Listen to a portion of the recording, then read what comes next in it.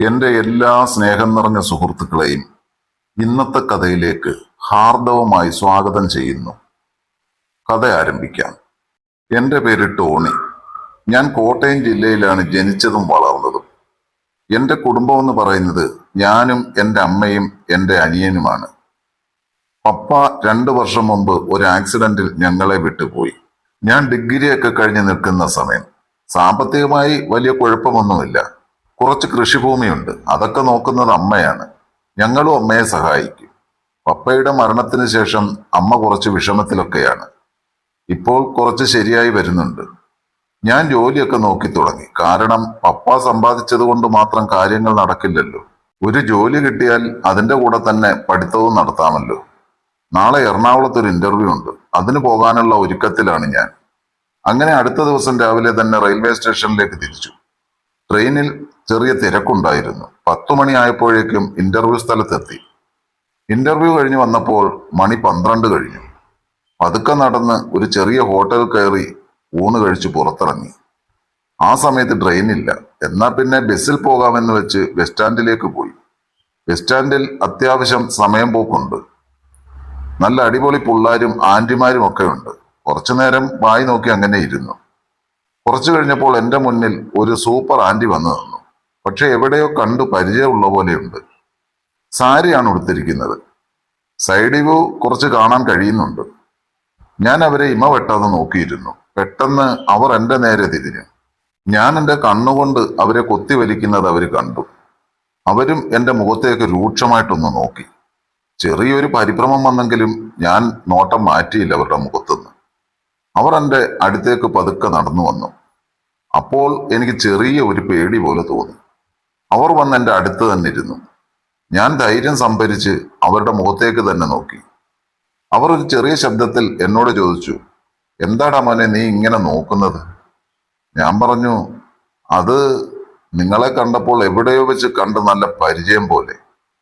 "അതിന് നീ എൻ്റെ മുഖത്തേക്കല്ലല്ലോ നോക്കുന്നുണ്ടായിരുന്നത്. നിന്റെ വീട് എവിടെടാ?" ഞാൻ പറഞ്ഞു, "കോട്ടയത്താണ്." "നിന്നെ കണ്ടിട്ട് എനിക്കും നല്ല പരിചയം തോന്നി.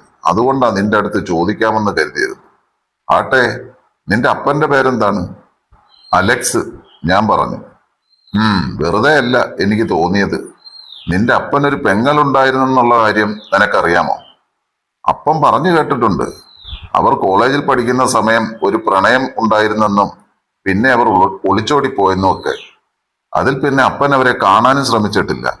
കാരണം അപ്പന്റെ വിവാഹ നിശ്ചയ സമയത്താണ്. അതോടെ ആ വിവാഹം മുടങ്ങുകയും ചെയ്തു. അതോടെ അപ്പന് വൈരാഗ്യവും കൂടി." അത് കേട്ട് അവർ നെടുവേർപ്പോടെ മൂളി. "ആ മോനെ, നിന്റെ അപ്പച്ചിയെ നീ കണ്ടിട്ടുണ്ടോ എപ്പോഴെങ്കിലും?" ഞാൻ പറഞ്ഞു, "പഴയ ആൽബത്തിൽ കണ്ടിട്ടുണ്ട്. പിന്നെ അത് അപ്പൻ ആ ഫോട്ടോ എടുത്ത് കത്തിച്ചു കളഞ്ഞു." അവരുടെ മുഖത്ത് വിഷാദം പടരുന്നത് ഞാൻ കണ്ടു. അവർ പറഞ്ഞു, "നിന്റെ ആ അപ്പച്ചിയാണ് നിന്റെ അടുത്തിരിക്കുന്നത്." അത് കേട്ട് ഞാൻ അത്ഭുതത്തോടെ ഞാൻ അവരെ നോക്കിയിരുന്നു. "നിന്നെ കണ്ടപ്പോൾ തന്നെ എനിക്ക് സംശയം തോന്നിയിരുന്നു. അതാണ് ഞാൻ നിന്റെ അടുത്തേക്ക് വന്നത്. നിന്നെ കണ്ടു കഴിഞ്ഞാൽ നീ എൻ്റെ അലക്സ് ചേട്ടനെ പോലെ തന്നെയുണ്ട്." "ആ മോനെ, നിന്റെ ഫോണിന്റെ നമ്പർ എന്ന് പറഞ്ഞേ. ഞാൻ വിളിക്കാം. തൽക്കാലം ഇത് നീ നിന്റെ അമ്മയോടൊന്നും പറയണ്ട കേട്ടോ. ഇനി നിന്റെ അമ്മയെ വിഷമിപ്പിക്കണ്ട." അപ്പന്റെ മരണവിവരം ഞാൻ അറിഞ്ഞായിരുന്നു. അപ്പോഴേക്കും അപ്പച്ചിയുടെ കണ്ണ് നിറഞ്ഞു. "മോന്റെ ഫോണിങ്ങിതാ." എന്റെ കയ്യിൽ നിന്നും ഫോൺ വാങ്ങി അപ്പച്ചി നമ്പർ സേവ് ചെയ്ത് പറഞ്ഞു. ജെസ്സി എന്നാണ് അപ്പച്ചിയുടെ പേര്. "ആ ഞാൻ പോട്ടെ മോനെ, വിളിക്കാം കേട്ടോടാ. പിന്നെ ഇപ്പോൾ അമ്മയോടൊന്നും പറയല്ലേ." "ഇല്ല." ഞാൻ തലയാട്ടി. "അല്ല മോനെ, നീ ഇവിടെ എന്തിനാ വന്നത്?" അത് ചോദിക്കാൻ അപ്പച്ചി അങ്ങ് വിട്ടുപോയി. "അത് അപ്പച്ചി, ഒരു ഇന്റർവ്യൂ ഉണ്ടായിരുന്നു." "ആ, എന്നിട്ട് ജോലി ശരിയായോ?" "അതെ അപ്പച്ചി, അടുത്ത മാസം ജോയിൻ ചെയ്യണം." "ആ, അത് നന്നായടാ മോനെ. ഞാൻ വിളിക്കാം. ഒരു മീറ്റിംഗ് ഉണ്ട് ഓഫീസിൽ." അതും പറഞ്ഞ് അപ്പച്ചി അടുത്ത് വന്ന ബസ്സിൽ കയറിപ്പോയി. ഞാൻ അവിടെ കുറച്ചു നേരം തന്നെ ഇരുന്നു. എന്തോ ഒരു സ്വപ്നം കണ്ടതുപോലെ തോന്നി. അത് കഴിഞ്ഞ് ഞാൻ റെയിൽവേ സ്റ്റേഷനിലേക്കുള്ള ബസ് കയറി ഒരു 5 മണിയോടുകൂടി വീട്ടിലെത്തി. അമ്മ ചോദിച്ചു, "എന്തായടാ ജോലിയുടെ കാര്യം?" "ആ ശരിയായമ്മേ, അടുത്ത മാസം ജോയിൻ ചെയ്യണം." "അപ്പോൾ എങ്ങനെയാ, പോയി വരാൻ പറ്റുമോ ദിവസവും?" "ഇല്ലമ്മേ, അവിടെ ഹോസ്റ്റലിലെങ്ങാനും നിൽക്കേണ്ടി വരും." "ആണോ? എന്നാലും ജോലി കിട്ടിയല്ലോ, അത് തന്നെ സമാധാനമായി. നീ പോയി കിടന്നോ, യാത്ര ചെയ്തതല്ലേ." ഞാൻ കുളി കഴിഞ്ഞ് വന്ന് ഒരു 7 മണിയായപ്പോൾ ഒരു കേൾ വന്നു. ജെസ്സി അപ്പച്ചിയുടേതായിരുന്നു. മോനെ, ഇത് ജെസ്സി അപ്പച്ചിയാ, വീട്ടിലെത്തിയോ നീ? ആ അപ്പച്ചി എത്തി, ഞാനൊന്ന് കിടക്കുകയായിരുന്നു. ആ മോനെ, അപ്പച്ചിക്ക് തിരക്കായതുകൊണ്ടാ വീട്ടിലേക്ക് വിളിക്കാഞ്ഞത് കേട്ടോ. ഓ, അത് കുഴപ്പമില്ല അപ്പച്ചി, എനിക്കും നേരത്തെ വീട്ടിലെത്തണമായിരുന്നു. ആ, എന്നാ മോന് ജോയിൻ ചെയ്യേണ്ടത്? അടുത്ത മാസം 1-ാം തീയതിയാണ് അപ്പച്ചി. ആ, നീ ഹോസ്റ്റലിലൊന്നും നിൽക്കാൻ നോക്കണ്ട കേട്ടോ, അപ്പച്ചിയുടെ വീട്ടിൽ നിൽക്കാം. അമ്മയോട് ഹോസ്റ്റലിലാണെന്ന് പറഞ്ഞാൽ മതി കേട്ടോ. കുറച്ചുനാൾ കഴിയുമ്പോൾ നമുക്കെല്ലാം പറയാം. അത് വേണോ അപ്പച്ചി? അപ്പച്ചിക്ക് അതൊരു ബുദ്ധിമുട്ടാകത്തില്ലേ? മോനെ, എൻ്റെ ആങ്ങളയുടെ മോനെ കൂടെ നിർത്താൻ എനിക്ക് ബുദ്ധിമുട്ടോ? എനിക്കതിന് സന്തോഷമല്ലേ ഉള്ളൂ. പിന്നെ അതെന്റെ കടമ കൂടിയല്ലേടാ.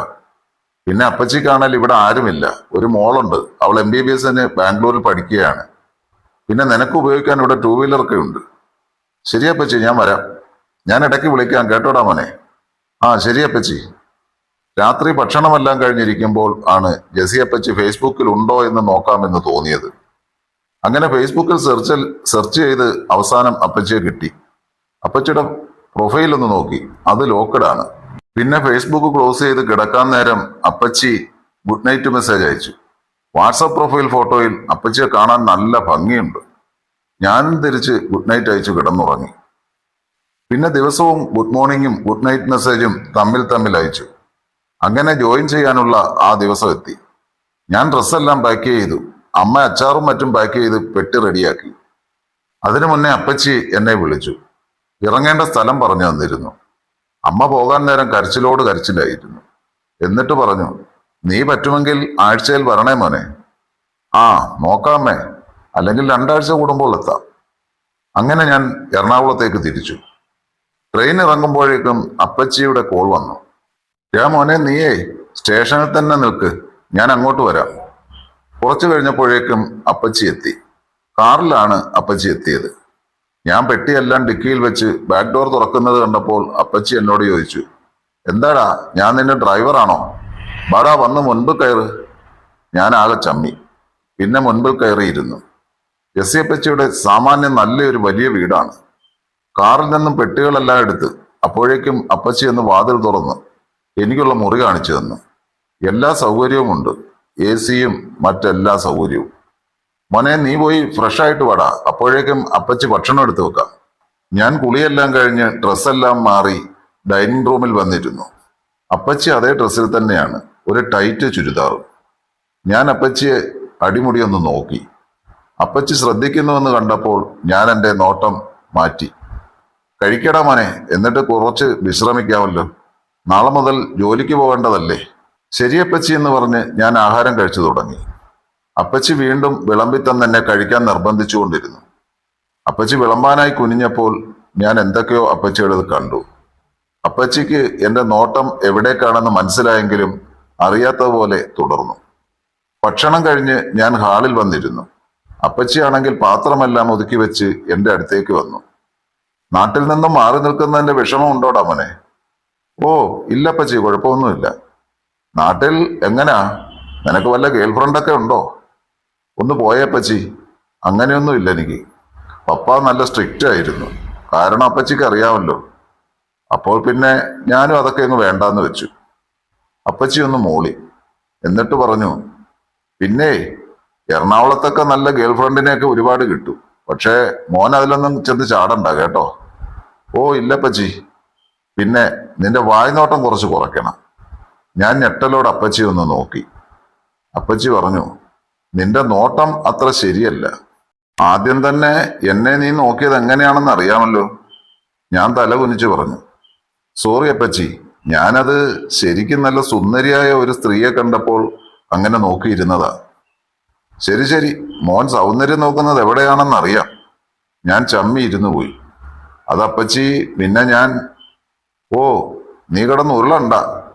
നീ ആന്റിയെ വേണമെങ്കിൽ നോക്കിക്കോ, പക്ഷേ വല്ലവന്റെയും പെണ്ണുങ്ങളെ നോക്കി ചുമ്മാതെ വഴക്ക് കേൾക്കാൻ പോകണ്ട കേട്ടോ.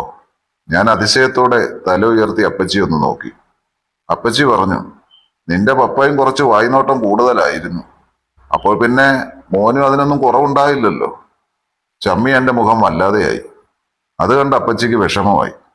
മോൻ വിഷമിക്കണ്ടടാ, നീ വിഷമിക്കാൻ വേണ്ടി പറഞ്ഞതല്ല.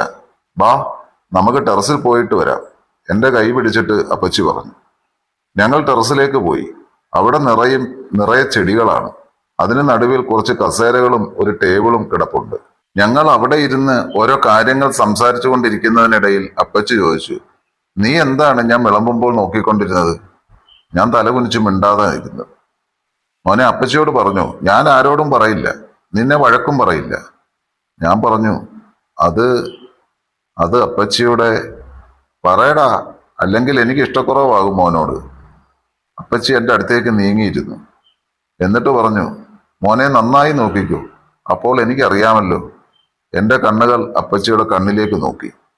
ആഹാ, മോനാള് കൊള്ളാമല്ലോടാ. നേരത്തെ എൻ്റെ മുഖത്തേക്ക് നോക്കാത്ത ആളാണ്. ഞാൻ ചെറുതായി വിറയ്ക്കുന്നുണ്ടായിരുന്നു. ഇങ്ങനെ പേടിയുള്ള ആളുകളാണോ ഇതിനൊക്കെ നിൽക്കുന്നത്? എൻ്റെ കണ്ണ് നിറയാൻ തുടങ്ങി. അത് കണ്ട അപ്പച്ചി എൻ്റെ മുഖം അപ്പച്ചിയുടെ മാറിലേക്ക് അമർത്തി വെച്ച് പറഞ്ഞു, മോന് അപ്പച്ചി എന്ത് വേണമെങ്കിലും തരില്ലേ, ഇങ്ങനെ വിഷമിക്കരുത് കേട്ടോ. അപ്പച്ചി ചോദിച്ചു, മോന് അപ്പച്ചിയെ ഇഷ്ടമായില്ലേ? ഞാൻ അതേന്ന് മൂളി. എന്നാൽ ബാ, മോന് ശരിക്കും കാണണോ? വേണമെന്നർത്ഥത്തിൽ ഞാൻ തലയാട്ടി. മോനെ നീ വാ തുറന്ന് പറയേ, അപ്പോൾ അപ്പച്ചിക്ക് കൂടുതൽ സന്തോഷമാകില്ലേ? ഞാൻ പറഞ്ഞു, വേണോ അപ്പച്ചി? എന്നാൽ ബാ, നമുക്ക് റൂമിലേക്ക് പോകാം. റൂമിൽ ചെന്ന് അപ്പച്ചി തന്നെ എല്ലാത്തിനും തുടക്കം കുറിച്ചു. എന്തോ നേടിയ ഒരു ഫീലായിരുന്നു എനിക്ക്. ഞങ്ങൾ രണ്ടുപേരും നല്ലവണ്ണം ആസ്വദിച്ചു. എല്ലാം കഴിഞ്ഞപ്പോൾ അപ്പച്ചി പറഞ്ഞു, ഇതൊരു തുടക്കം മാത്രമാണ്, ഇനിയും നീ എത്രയോ അറിയാനുണ്ട്. എന്നിട്ട് ഞങ്ങൾ പരസ്പരം നോക്കി പുഞ്ചിരിച്ചു.